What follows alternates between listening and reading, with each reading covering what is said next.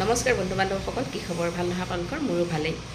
আজি ছানডে হয়, ছানডেৰ কাৰণে জানেই আৰু সকলোৱে কিবা এটা নহয় কিবা এটা বেলেগ ধৰণে বনাই খাব মন যায়। আৰু মই আজি বনাম নৰসিংহ পাতৰ লগত চিকেন। আৰু নৰসিংহ পাতৰ লগত চিকেন কেনেকৈ বনাই চাওঁচোন। এয়া লৈছোঁ মই নৰসিংহৰ পাত, আৰু এয়া লৈছোঁ ধনিয়া পাত, আৰু এয়া লৈছোঁ 1 কেজি চিকেন, আদা নহৰু কেঁচা জলকীয়া, এয়া দেখিছে জিৰা আৰু ধনিয়া মই বটি ল'ম, আৰু এয়া লৈছোঁ পিঁয়াজ, আৰু লৈছোঁ আলু দুটা। এতিয়া মই সকলোবিলাক হাতেৰে বটি ল'লোঁ। এয়া আদা নহৰু কেঁচা জলকীয়া, জিৰা ধনিয়া আৰু নৰসিংহৰ পাত। এতিয়া প্ৰথমতে চিকেনখিনিত অকণমান আদা নহৰু আৰু কেঁচা জলকীয়া দি দিম, আৰু লগতে দিম অলপমান নৰসিংহৰ, আৰু এয়া দিম জিৰা ধনিয়া, 1 চামুচ সৰু চামুচেৰে হালধি,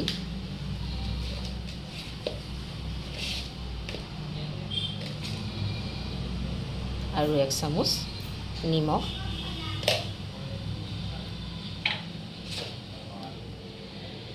আৰু দি দিম মিঠাতেল। এনেকৈ ধুনীয়াকৈ সানি প্ৰায় 15 মিনিট সময় মই ফ্ৰিজত ৰাখি দিম। যদি ফ্ৰিজ নাই এনেও আপুনি ঢাকি থৈ দিব। যিমান দেৰি ঢাকি থৈ দিয়ে আচলতে আধা ঘণ্টা 1 ঘণ্টা, তেতিয়া বেছি সোৱাদ হয়। মোৰ এতিয়া সময় নাই, সেইটো কাৰণে মই প্ৰায় 15 মিনিটমানহে থ'ম। এনেকৈ ধুনীয়াকৈ কৰি ফ্ৰিজত সোমাই থ'ব লাগিব। এখন কেৰাহী পাতি লৈছোঁ, আৰু এতিয়া মই এনেকৈ কাটি থোৱা আলুখিনি অকণমান নিমখ আৰু হালধি দি সানি লৈছোঁ। ইয়াতে ফ্ৰাই কৰি লওঁ। তেলখিনি গৰম হ'বলৈ আৰম্ভ কৰিছে। এতিয়া দি দিওঁ আলুখিনি।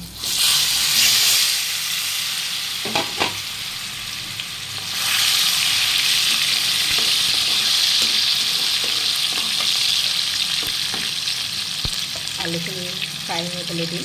এতিয়া কেৰাহী এখন পাতি লৈছোঁ। কেৰাহীখন গৰম হ'বলৈ আৰম্ভ কৰিছে। এতিয়া দি দিওঁ কেইটামান পাঁচফোৰণ,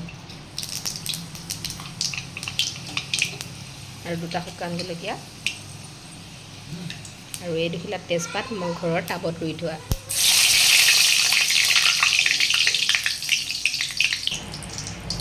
এতিয়া দি দিম পিঁয়াজ,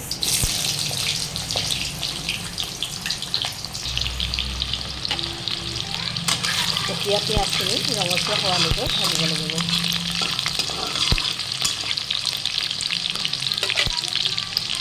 খিনি ৰঙচুৱা হৈ গ'ল। এতিয়া এয়া চিকেনখিনি দি দিম।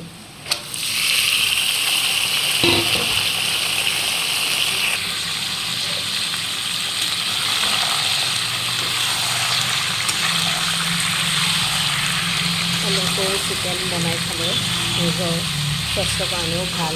কোনো ইয়াতে নৰসিংহ, কাজিৰা, মেথি সকলোবিলাক থাকিব, আৰু কোনো পেকেট মছলা মই ব্যৱহাৰ নকৰোঁ। ইয়াত মই নিজে পিচি লোৱা সকলোবোৰ মছলা ব্যৱহাৰ কৰিম, আৰু সুগন্ধৰ বাবে মই ব্যৱহাৰ কৰিছোঁ। দেখিছে ধনিয়া পাত নিজৰ টাবতে ৰুই থৈছোঁ। ধনিয়া পাত আৰু বিশেষ বস্তুটো হৈছে নৰসিংহ। এতিয়া মই কম জুইত ভাজি থাকিম প্ৰায় 15 মিনিট। ভাজি থাকোঁতে মাংসৰ পৰা পানী ওলাবলৈ আৰম্ভ কৰিছে। হালধি আৰু আধা চামুচ দি দিলোঁ। আধা চামুচকৈ অলপ বেছিয়ে লাগিব। এতিয়া দি দিম এয়া আদা নহৰু আৰু কেঁচা জলকীয়া কৰি থোৱাখিনি, আৰু দি দিম জিৰা ধনিয়া, তাৰপিছত এয়া দি দিম নৰসিংহখিনি, আৰু দি দিম অলপ কেঁচা পিঁয়াজ থৈ দিছিলোঁ কাটি।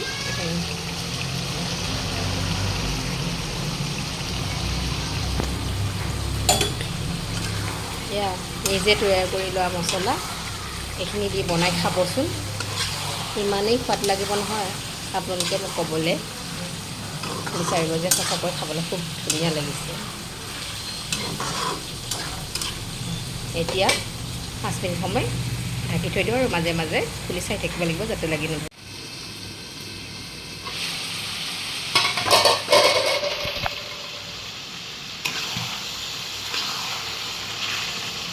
মই ক'বলৈ পাহৰি গৈছিলোঁ, কালাৰৰ কাৰণে দিম, কালাৰ হ'বৰ কাৰণে এটা বিলাহী।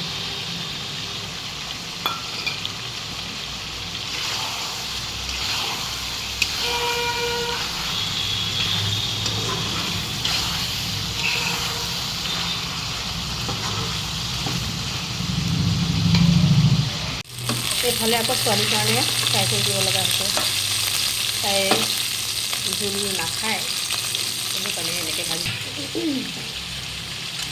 মাজে মাজে মই চাই আছোঁ, যিহেতু মানুহ লাগি ধৰিব, আদা নহৰু এইবিলাক দিয়া হৈছে। খুব ধুনীয়া নৰসিংহ ধনিয়া পাতৰ চেণ্টটো আহি আছে। এতিয়া দি দিওঁ ফ্ৰাই কৰি থোৱা আলুকেইডোখৰ।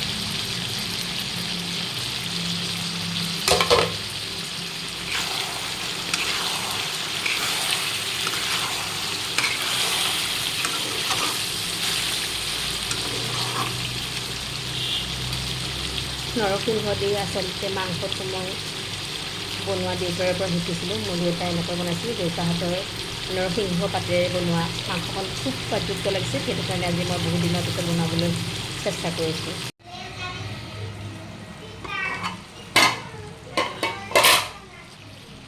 যিহেতু আমাৰ কাৰণে জোল বনাম,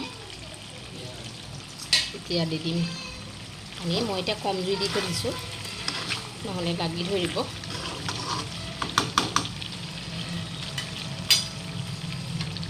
এতিয়া দি দিম গৰম পানী।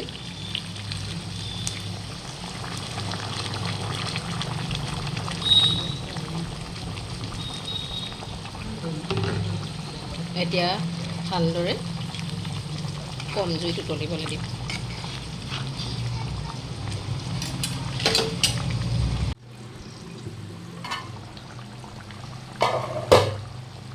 উতলিবলৈ ধৰিছে, অলপ পানী আছে যিহেতু পানী আৰু অলপ কমাই দিম।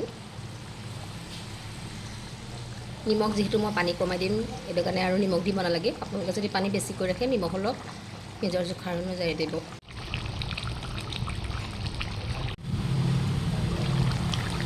পানী কমি গ'ল, অলপ গ্ৰেভি নিচিনা হ'বলৈ আৰম্ভ কৰিছে।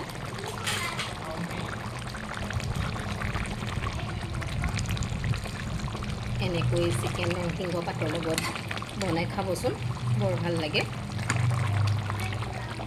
চিকেন হৈ গ'ল ৰেডি। এতিয়া ভাতৰ যোগাৰখিনি কৰি লওঁ।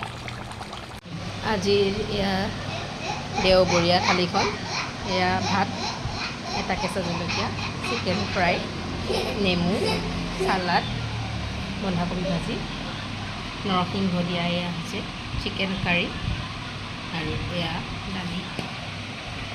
আজিৰ ভিডিঅ'টো ইমানেই। যদি ভিডিঅ'টো চাই ভাল পালে তেনেহ'লে লাইক, কমেণ্ট আৰু শ্বেয়াৰ কৰি দিব। ধন্যবাদ।